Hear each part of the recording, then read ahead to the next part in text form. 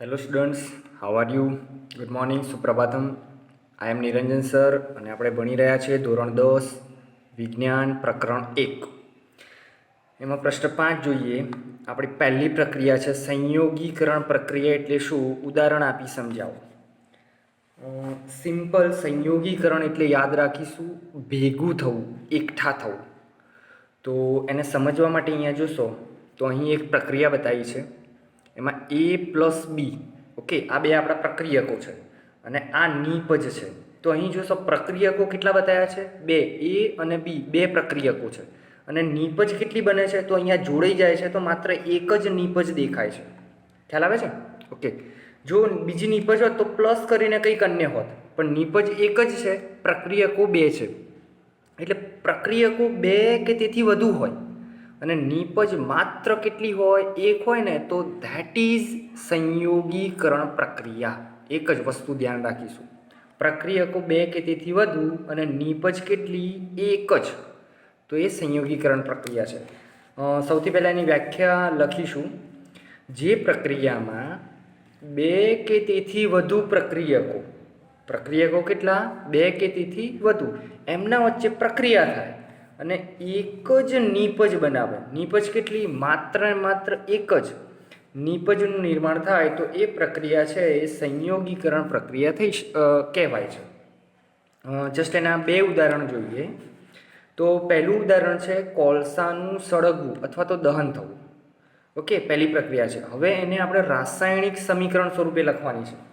તો કોલસો એટલે ખબર છે આપણને, કાર્બનનું સ્વરૂપ છે C, બરાબર. સળગવું છે, સળગાવવાનું છે, એટલે થોડીક તો એને ગરમી આપવી પડશે. કોઈ પણ વસ્તુ જ્યારે સળગતી હોય, દહન થાય, તો એને એક વાયુની જરૂર પડે. કયા વાયુની? ઓક્સિજન. Very nice. તો ઓક્સિજન O2 લખીશું અહીં. ઓકે, એકલો O ના લખાય, અણુ સ્વરૂપે જ હોય O2. ઇટ ગીવ્સ, પ્રક્રિયા થશે.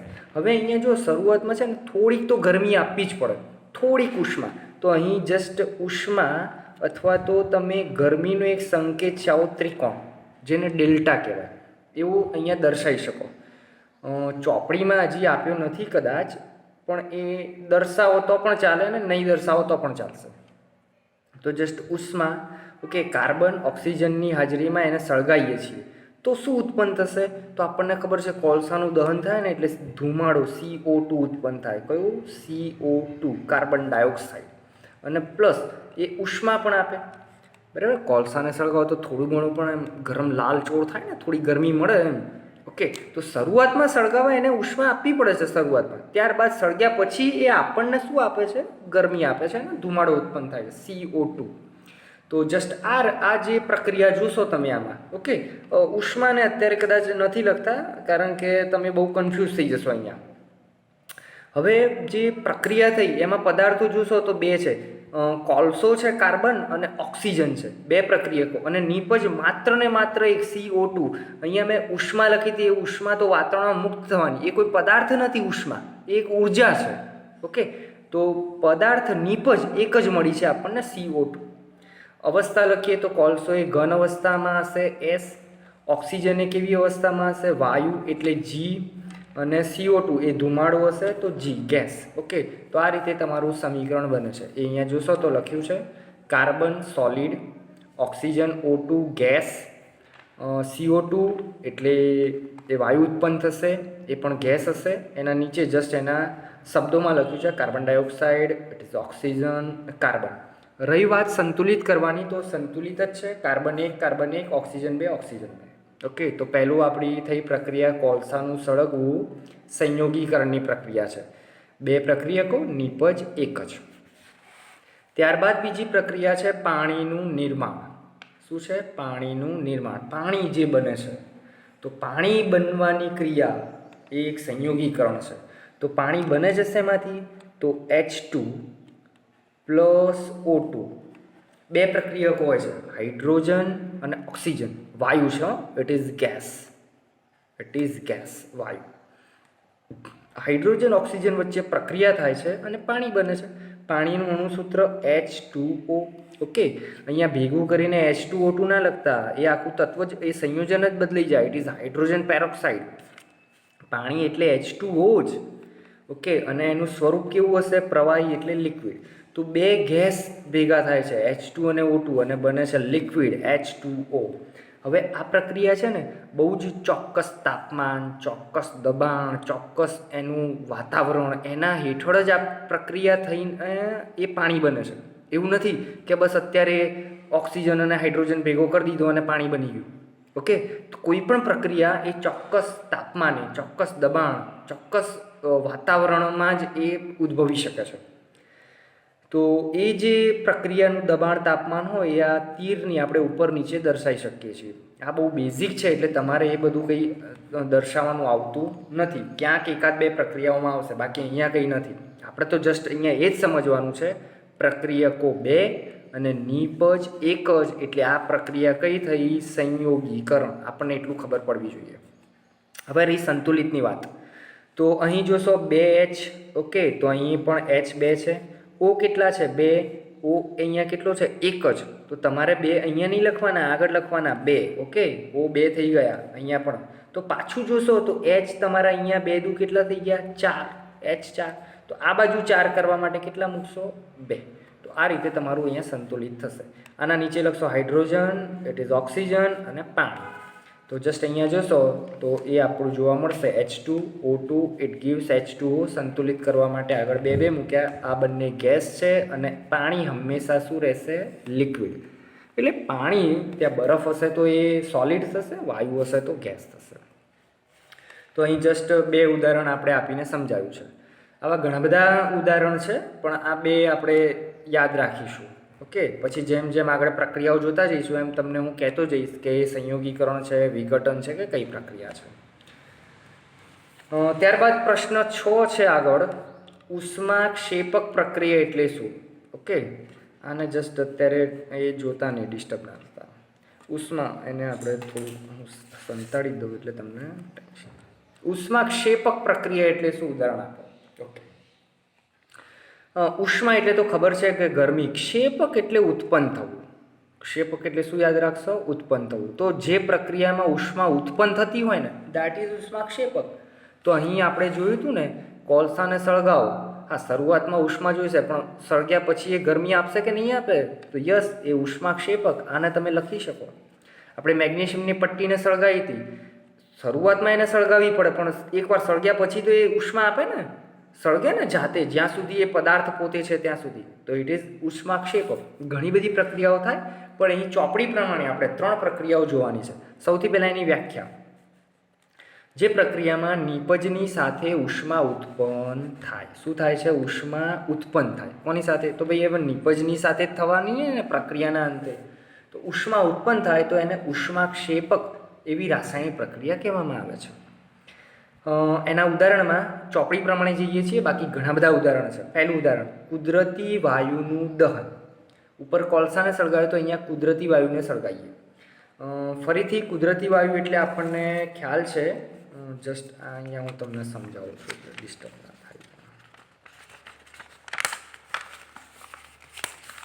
ઓકે, તો કુદરતી વાયુ એટલે આપણે ખ્યાલ છે LPG, બરાબર, ઘરે પાઇપલાઇન, PNG.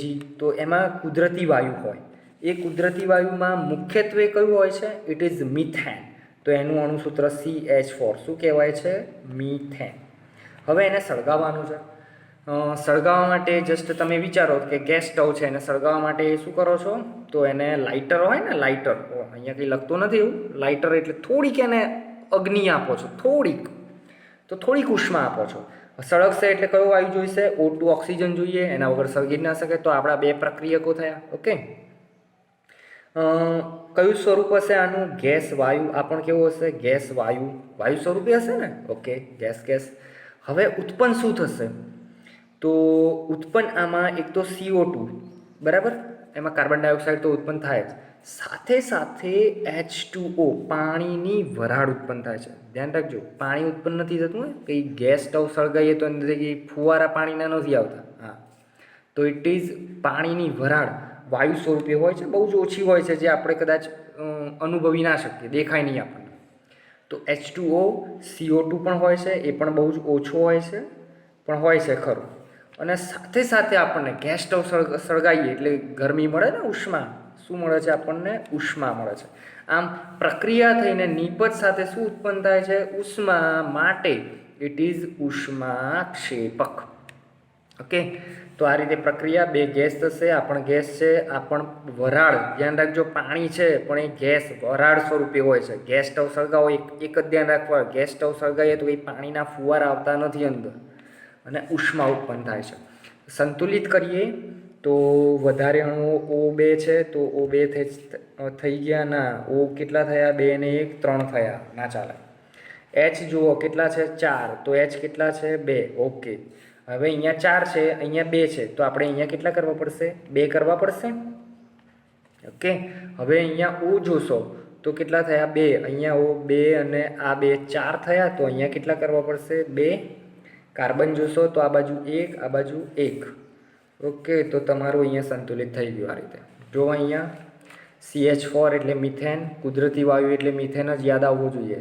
એ સ્વરૂપ ગેસ વાયુ. ઓક્સિજન જોઈશે સળગાવવા માટે, G ઇટ ગેવ્સ. CO2 ઉત્પન્ન થશે, વાયુ સ્વરૂપે હશે. પાણી ઉત્પન્ન થશે, H2O ગેસ સ્વરૂપે. પ્લસ ઉષ્મા લખી નથી તો લખી દેવાની, કારણ કે આ સ્પેશિયલ ઉષ્માક્ષેપક પ્રક્રિયા છે. ઉષ્મા.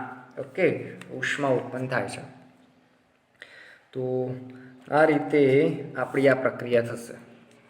ઓકે, આ તે ઉષ્માક્ષેપકની પહેલી પ્રક્રિયા. હજી બીજી 2 પ્રક્રિયાઓ છે, એ જોઈશું આપણે.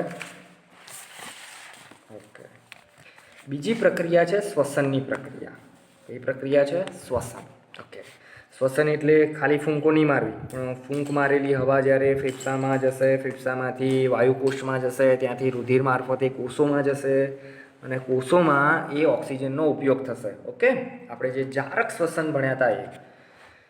તો શ્વસન પ્રક્રિયા જેમાં ગ્લુકોઝનું ઓક્સિજન સાથે પ્રક્રિયા થઈને ઉર્જા મુક્ત થાય છે.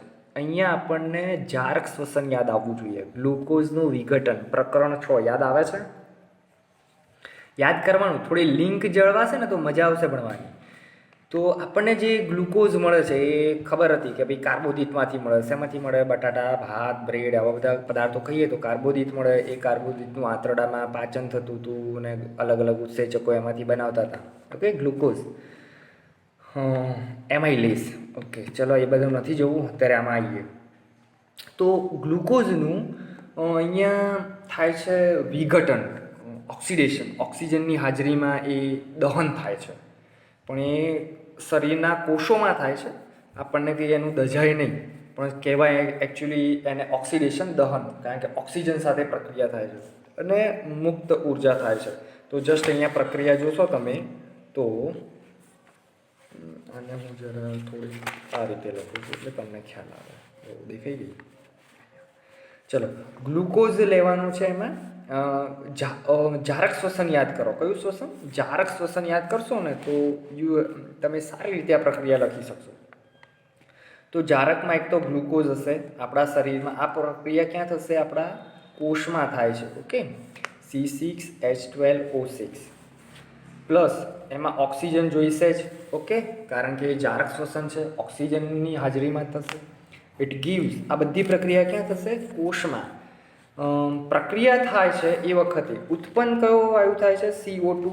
ઓકે, કોષમાં ઉત્પન્ન થાય છે એટલે ઓક્સિજન વપરાશે અને CO2 ઉત્પન્ન થશે. સાથે સાથે પાણી ઉત્પન્ન થાય છે, H2O, અને ઉષ્મા ઉત્પન્ન થાય છે, અથવા તો આપણે ઉર્જા લખીએ છીએ. અને એમાં આપણે એક ખ્યાલ હશે કે એ ઉર્જા ATP સ્વરૂપે સંગ્રહ થતી હતી અને કેટલી? 38 ATP મળતા હતા. તો ઉર્જા ઉત્પન્ન થાય છે માટે ઇટ ઇઝ ઉષ્માક્ષેપક. હવે રહ્યું સંતુલિત કરવાની વાત. ઓકે, તો સંતુલિતમાં જો અહીંયા 6 છે તો અહીંયા 6 મૂકીશું કાર્બન. ઓકે, H જુઓ અહીંયા 12 છે તો અહીંયા કેટલા મૂકીશું? 6 મૂકીશું, એટલે 6 દુ 12 થઈ જશે. ઓક્સિજન જુઓ તો અહીંયા કેટલા છે? 6 અને અહીંયા કેટલા છે? 2 8. અહીંયા જોશો તો 6 દુ 12, 12 ને 6 18. 18 છે. 18 કરવા હશે તો તમારે અહીંયા કરવા પડશે 6 કરો તો 6 દુ 12, 12 ને 6 18 થઈ ગયા. સિમ્પલ પ્રોસેસ છે, બરાબર. કદાચ યાદ રાખવું હોય ને તો કંઈ નહીં, બધા આગળ 6 6 6 મૂકી દેવાના એટલે થઈ જશે. કેટલા? 6 6 6. આની આગળ ના મૂકતા, કારણ કે ઓલરેડી કાર્બન 6 છે. બાકી 6 6 6 અને ઉર્જા 38 ATP જાણકારી માટે છે. ઉષ્મા લખીશું. હવે રહી એની અવસ્થા. તો જે ગ્લુકોઝ હશે ને એ આપણા શરીરમાં કેવા સ્વરૂપી હશે? દ્રાવ્ય. It is AQ. કેવા સ્વરૂપી હશે? દ્રાવ્ય. AQ સ્વરૂપી હશે. ઓક્સિજન એ પણ ઓગળેલો હશે. કોણ લઈએ? રુધિરમાં રક્તકણમાં હિમોગ્લોબિન એ પણ કેવો હશે? દ્રાવ્ય AQ. કાર્બન ડાયોક્સાઇડ પણ કેવો હશે? દ્રાવ્ય, ઓગળેલો. હજી આ બધું બહાર નથી આવ્યું, કોષમાં થાય છે પ્રક્રિયા. ફરીથી ધ્યાન રાખજો, બધું જ દ્રાવ્ય અવસ્થામાં હશે. એટલે AQ. પાણી છે, પાણી હંમેશા લિક્વિડ સ્વરૂપી હશે અને ઉર્જા કંઈ લખવાની જરૂર નથી, એમાં કંઈ ના આવે એવી અવસ્થા. ચલો ઇટ ઇઝ ધ્યાન રાખી લો. Glucose AQ, oxygen AQ, CO2 AQ, પાણી H2O અને ઉર્જા. જસ્ટ જારક શ્વસન છે આ, બરાબર. બહુ કંઈ માથાકૂટ છે નહીં આમાં, પણ એટલું જારક શ્વસનમાં કદાચ આપણે એને સંતુલિત કરતા નહોતા, પણ અહીંયા સંતુલિત કરવું પડે અને અવસ્થા પણ લખવી પડે. બધી જ AQ હશે કારણ કે એ ઓગળેલા હશે બધા કોષમાં, કોષરસમાં, અને પાણી છે એ લિક્વિડ સ્વરૂપે હશે. ઉષ્માક્ષેપકમાં ત્રીજી છે વનસ્પતિ દ્રવ્યનું વિઘટન. એટલે જે વનસ્પતિ કચરો હોય એ કોહવાય, ખાતર થાય, તો એ પણ એક વિઘટન પ્રક્રિયા છે. વિઘટન થઈને ઉષ્માક્ષેપક પ્રક્રિયા છે. તમારે અનુભવ કરવો હોય તો આપણે જે ગામડામાં ઉકેળો હોય ને એમાં જસ્ટ છાણ નાખતા જઈએ અને એમાં જ્યારે ખોદીએ ને, જ્યારે એ ઉકેળો, ત્યારે અંદરથી જ્યારે અંદરનું જે નીકળે ને છાણ એ થોડુંક તમને ગરમ લાગે, થોડુંક. કેમ કે સતત એમાં ઉષ્માક્ષેપક એ ઉષ્મા વિઘટન થાય એટલે ઉષ્મા ઉત્પન્ન થતી હોય છે. તો એનું કોઈ સમીકરણ આવતું નથી. તો જસ્ટ આ રીતે 3 પ્રક્રિયાઓ છે ઉષ્માક્ષેપકમાં. ઘણી બધી છે પણ ચોપડી પ્રમાણે મેં તમને 3 સમજાવી છે. પહેલું કુદરતી વાયુનું દહન, બીજું શ્વસન એટલે જારક શ્વસન, ને ત્રીજું એનું વનસ્પતિ દ્રવ્યનું વિઘટન જે ખાતર બને છે એ. ઓકે.